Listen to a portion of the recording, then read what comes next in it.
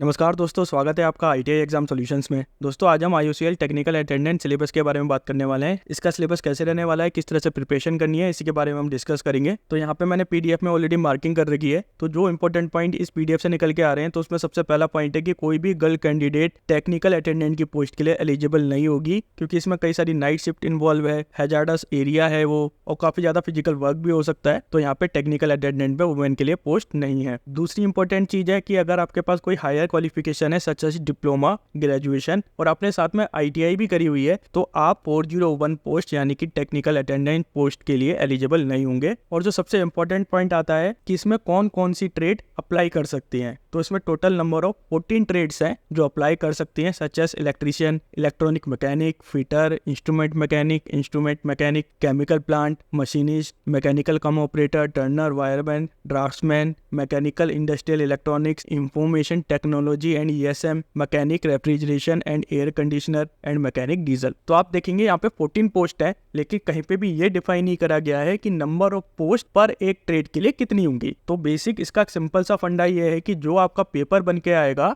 वो भी आपका एक जनरल पेपर होगा, यानी कि जितने भी आपकी ट्रेड हैं उसके लिए एक कॉमन पेपर होगा। तो उसी कॉमन पेपर में कौन कौन सा सिलेबस हमें कवर करना है, क्या क्या चीज हमें पढ़नी है, क्या क्या चीज इंपॉर्टेंट है, हम उसी के बारे में डिस्कस करने वाले हैं। अभी मैं बताता चलूँ आपको कि इसमें टोटल आपको 120 मिनट्स मिलेंगे, यानी कि आपको 2 घंटे मिलेंगे। नंबर ऑफ क्वेश्चन होंगे 100। तो इसमें तो आपका पूरा चांस है कि आप सारे के सारे क्वेश्चन को आराम से रीड आउट कर पाएंगे, आप उनको आराम से सॉल्व कर पाएंगे। अब चलते हैं इसके सिलेबस पे। तो मेरे पास अभी 2 क्वेश्चन पेपर पड़े हुए हैं, प्रीवियस ईयर क्वेश्चन पेपर, एक 2018 का है, एक 2022 का है। 2018 के क्वेश्चन पेपर का और 2022 के क्वेश्चन पेपर का जो निचोड़ निकल के आया है, उसी को लेके हमने अपना सिलेबस यहाँ पे तैयार करा हुआ है। और ये सिलेबस आपको ना ही PDF में मिलेगा, जो कि बहुत गलत बात है। आप ONGC को सिलेबस तो जरूर डालना चाहिए था कि क्या क्या सिलेबस आने वाला है। फिलहाल जो हमारे पास प्रीवियस पेपर हैं उनके हिसाब से जो पेपर निकल के आ रहे हैं, तो आपके जो टेक्निकल क्वेश्चन होंगे वो 75 होंगे, बाकी आपके 15 क्वेश्चन आपके न्यूमेरिकल होंगे और 5 क्वेश्चन आपके जनरल अवेयरनेस के होंगे।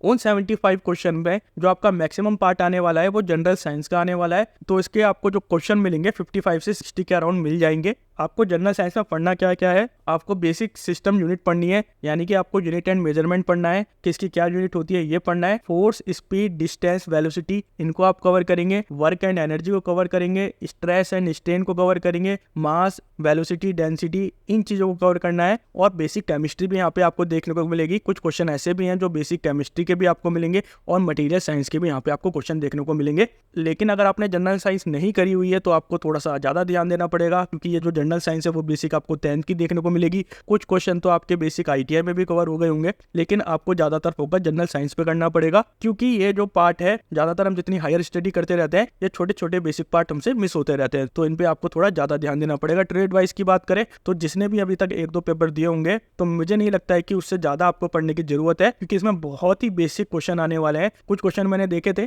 जैसे कि इसमें क्वेश्चन था कि ट्रांसफार्मर का वर्किंग प्रिंसिपल क्या है, किस वर्किंग प्रिंसिपल पे काम करता है, फ्लेमिंग का राइट हैंड रूल किस मशीन पे अप्लाई होता है, कुछ इस तरह के क्वेश्चन थे। बेसिक मैकेनिकल के भी क्वेश्चन थे, स्ट्रेस और स्ट्रेन का भी एक क्वेश्चन मैंने देखने को मिला था। वेल्डिंग का भी क्वेश्चन यहाँ पे आपको देखने को मिलेगा। यहाँ पे मैं ऐड कर देता हूँ, वेल्डिंग के क्वेश्चन यहाँ पे आपको देखने को मिलेंगे। और वेल्डिंग में भी आपको बहुत ज़्यादा डीप जाने की जरूरत नहीं है। टाइप ऑफ वेल्डिंग हो गई आपकी, बट वेल्डिंग हो गई, जॉइंट वेल्डिंग हो गई, इन सब वेल्डिंग को आपको देखना पड़ेगा। लेथ मशीन, मतलब आपको बेसिक जितनी भी मशीनरी है उनका आपको थोड़ा थोड़ा बेसिक पता होना चाहिए। और ड्रिल मशीन हो गई, कोई आपको एक मशीन की फोटो दे दी, उस मशीन का आपसे नाम पूछ लिया, तो ये बहुत ज़्यादा बेसिक क्वेश्चन होने वाले हैं। कुछ ज़्यादा डीप डाउन उसमें आपको पूछा नहीं जाएगा। एक क्वेश्चन जो उसका सीरीज और पैरेलल का क्वेश्चन था, उसमें था कि अगर 2 ओम को हम पैरेलल में लगाएंगे तो उसका इक्विवेलेंट रेजिस्टेंस कितना होगा। तो ऐसे सिंपल क्वेश्चन आपको यहाँ पे देखने को मिलेंगे। इंडक्शन मोटर का एक क्वेश्चन था, इंडक्शन मोटर किस प्रिंसिपल पर काम करता है, यहाँ इंडक्शन मोटर की स्पीड कैसे रिवर्स हो जाती है, समथिंग लाइक इस तरह का क्वेश्चन वहाँ पे क्वेश्चन पेपर में दिया गया था। सेम वेल्डिंग का भी यहाँ पे क्वेश्चन था। तो ट्रेड वाइज क्वेश्चन बहुत ज्यादा इजी आने वाले हैं। जनरल साइंस के क्वेश्चन भी इजी होंगे,